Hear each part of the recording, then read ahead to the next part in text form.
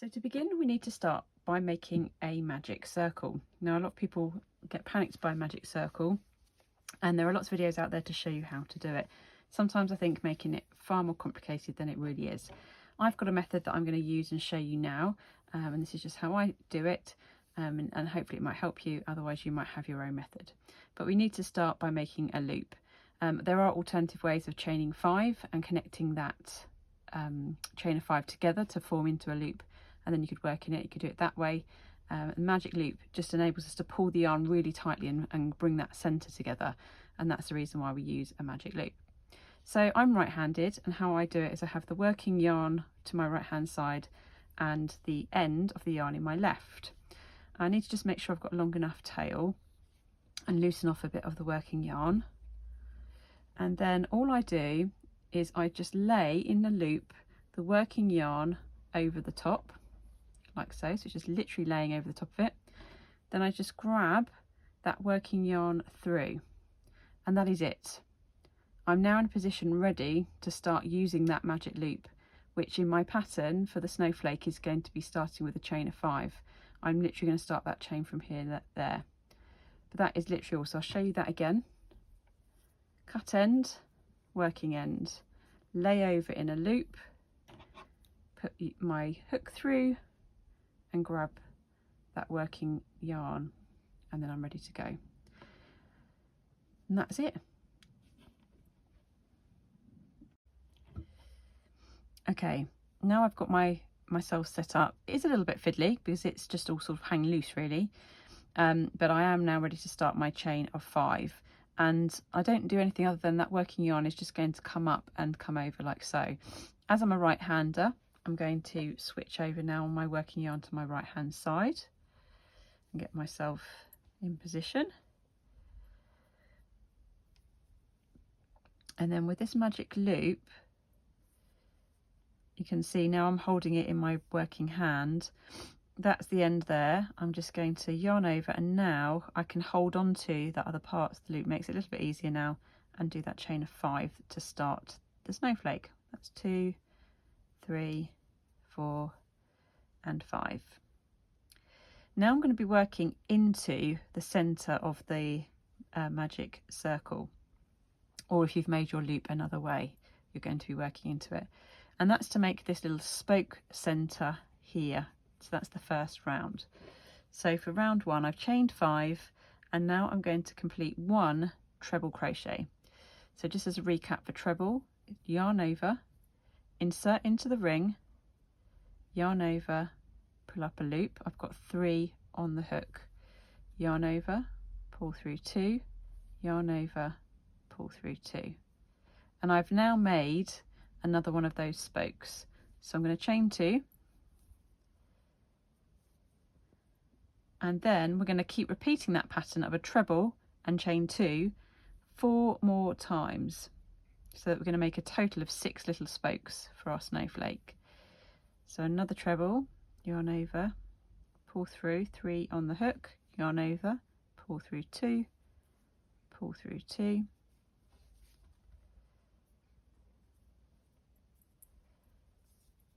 then the chain 2.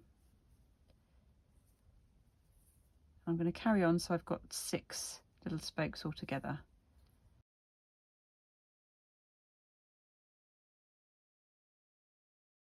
Okay, so now I've got to the point where I've made another 4 trebles and I've chained 2, and you can see now that I've formed little arches and little chains up here. Now's the time I'm going to pull that magic circle nice and tight, and this is where you can see the benefit of starting from a magic circle, because I pull it right round and that whole middle has completely come together like so. And then I need to close this inner circle now, and I'm going to do that by slip stitching into the chain of 5 that we started at the very beginning. But I'm going to chain into the 3rd one, so that then I've got my same size as effectively a treble, and then the 2 space in between.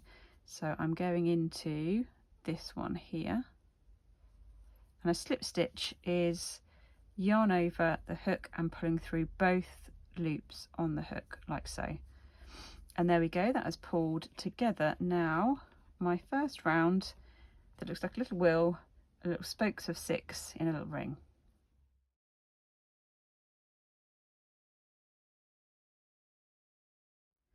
Okay, the next round is round 2 in my pattern, and it's where we're making these clusters, these groups here of trebles into the sections of the first round. And we're going to be working into these little segments here that we've created, these large holes that have been created. We're going to be working trebles into that. So we begin with a chain of 5.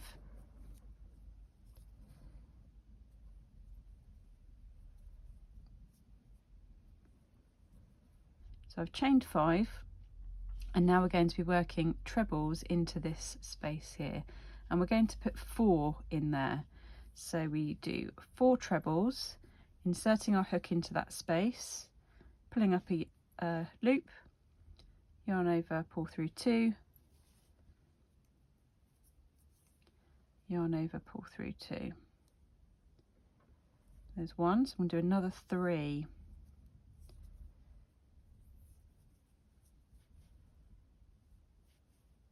There's 2,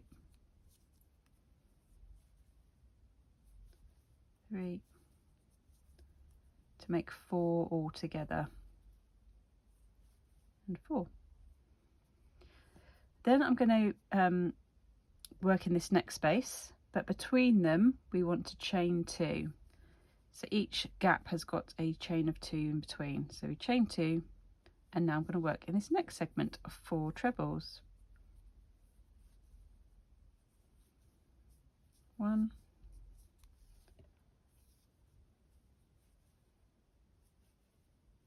2, 3,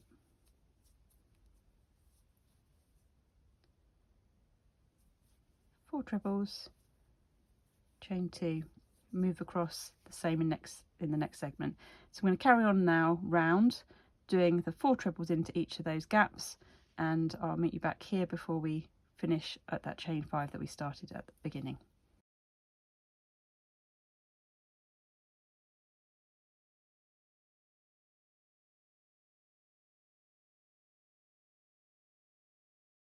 Okay, I'm about to start my last segment where I work in a chain of 4 trebles again, but actually this first chain of 5 is going to form part of that and is going to form the last treble. So as you can see, it's already naturally starting to bend over. Because it's a chain of 5, you've got the chain 3 which acts as the treble size, and then you've got the extra 2 that act as the chain 2 between. So I'm going to, in this next one, just do 3 trebles. Into this last segment I'm just putting 3 trebles. So there's 1, oops, dropped off my hook,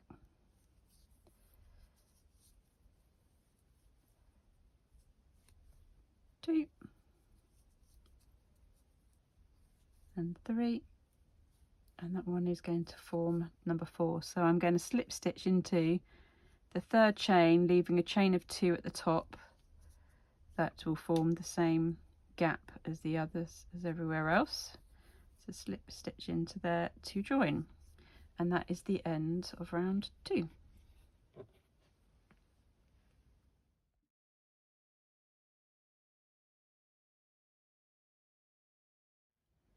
Okay, we're about to start round 3, which is the final round of the snowflake. So it's literally formed of just 3 rounds, and this is the point where we're going to make these little peaks around the edge.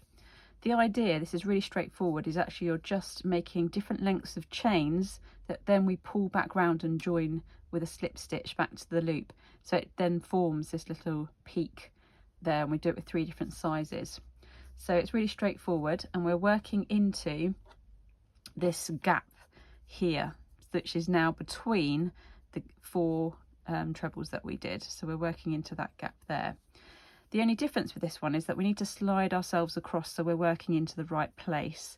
So we begin by first of all slip stitching into that first large space that we can get our hook into where we want it to work. So we just insert our hook into that first gap, yarn over and pull through that loop and the loop on the hook. So now I've positioned myself in a much better place to make my peak in this gap here. The pattern is chain 3 and then we slip stitch down, chain 5, slip stitch, chain 7, then back to 5 and back to 3. So it's 3, 5, 7, 5, 3. So you can see how we make that coming up and coming back down pattern. So now I've got myself into that right place. I'm going to start with the first peak, which is actually the chain of 3. So I'm chaining 3, 1, 2, 3. It's quite small, but that's how we're going to get this little peak started. Then I insert my hook back into that loop, yarn over, pull that through and through my loop on the hook. You can shuffle this along if you need to, but that's my first little peak. Now I chain 5, 2, 3, 4, 5, and I now want to bring that one down into a loop.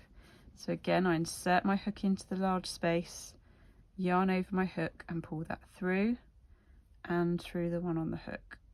Oh, there we go. Now I do the middle peak, which is the chain of 7. 1, 2, 3, 4, 5, 6, 7. And now I'm going to bring that down into a loop by inserting the hook into the space, yarn over, pull through the gap and through my loop on the hook. So now I've made the tallest peak, and now I'm going to come back down and make a smaller one again. So I'm back to making 5. So chain 5, that was 1. My yarn in place. 2, 3, 4, 5. Bring it down, connecting it through the large hole, yarn over, which I'm going to pull through that gap and pull through the one on my hook. And then I need to chain 3 just to finish off that little series of peaks. Into the large hole, yarn over, pull through that loop, that gap and the loop on my hook. Okay, so there you can see how I've got my peak, starting with a 3, 5, 7, 5 and back down to 3 again. So now we've completed that first little set of peaks. We now need to move across to work into the next gap between the 4 trebles. And how we need to do that is with a slip stitch. So I've literally just in the same position after doing my bringing my chain 3 back down with a slip stitch, but now I'm going to complete a slip stitch into these next 3 spaces, 1, 2, 3 here. So I'm trying to shimmy myself across to be able to work into this gap. So I insert my hook under both arms of that next stitch, yarn over, and I pull that through under that stitch and through the one on my hook. Then I do number 2 in the next space. I insert my hook, yarn over, pull it through that stitch and the loop on my hook. And then one more time, insert into that stitch, yarn over, pull through and the one on my hook. So I've now shimmied myself across that treble form. I'm just going to now do one more slip stitch into this gap so that my yarn is a little bit further over. I need to be further over still. So I insert it into that large space, yarn over and pull through the space and the loop on my hook. And you can see now how I'm now much more ready to start my next set of peaks into this space. So I'm going to do the same pattern again of chain 3 and attach with a slip, chain 5, bring down with a slip stitch, chain 7, bring down, chain 5, bring down, chain 3, bring down. So I'll just work through this one more time with you and then I'll carry on to do the rest. So I start with a chain 3, 1, 2, 3, and I'm going to attach it back down to form a loop by inserting my hook into the large space, yarn over, pull through the space and the loop on my hook. Now I'm going to chain 5, 1, 2, 3, 4 and 5, and bring it back down in a loop by inserting my hook in the space, yarn over, pull through that space and the loop on my hook. Now I'm going to do the tallest peak of 7. 1, 2, 3, 4, 5, 6, 7. I'm going to bring that back down, insert my hook into the space, yarn over, pull through that and the loop on my hook, and then I'm back to doing 5 again.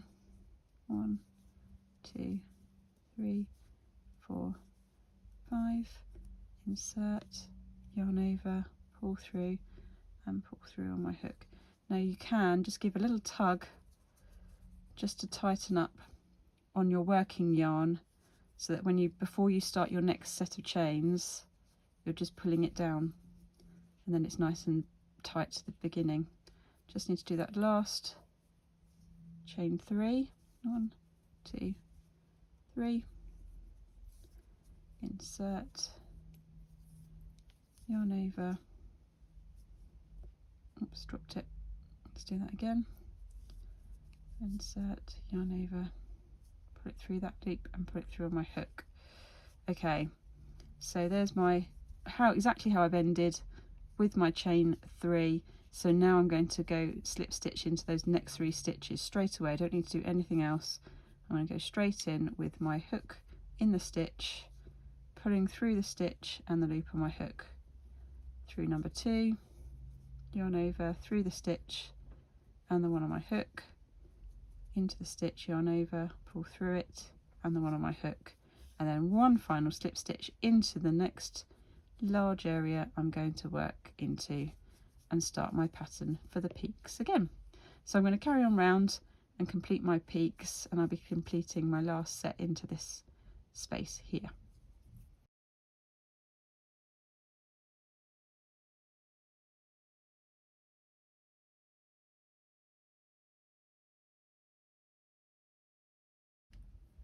Okay, I'm just at the very last stage of my final little set of peaks into that last gap.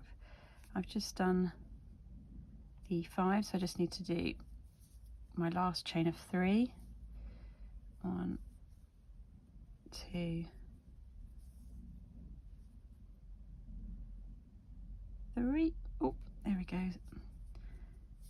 Into that gap and through on my hook. I'm just going to do a slip stitch into those 3 there. In fact, I'm just going to stop at that middle one, and I'm just going to pull up a loop and then cut quite a little bit further down, not too far, but that means if you wanted to, you could use this as your hanging thread. So I'm just going to actually try and do a knot first by putting then that cut end through that loop I've just formed where my hook was, and pull that through tight like so, and that then could be a method that you want to hang. With the Susie Jewels kit, we give you a range of different things that you can use or ideas. So you've got some beads if you want to stitch some beads onto this to decorate and make them glittery. There's some ribbon, so if you want to add some ribbon, you could either just use one of these loops, or you might want to stitch it, or you might be able to push it through one of those loops there and tie some ribbon to hang them from. So you've still got a little bit of further things you could think about doing. One other thing to mention is about blocking. I don't tend to do a lot of blocking myself, but you might find, because this is something you want to hang, that you want it to have a bit of a stiffer and straighter look. So if you do want to do blocking, and it will define the shape a little bit more, what you need to do is soak your snowflake in water, and then using some cardboard or foam board or similar, you might even have a proper blocking board, you want to pin out your snowflake from the edges. From these tips is quite good because it really pulls out and really forms those lovely peaks. So if you find the longest peak of each one and pin them out and leave it to dry completely, that does start to make it feel a little bit straighter and a little bit more formed. If you want to add a little bit of extra stiffness,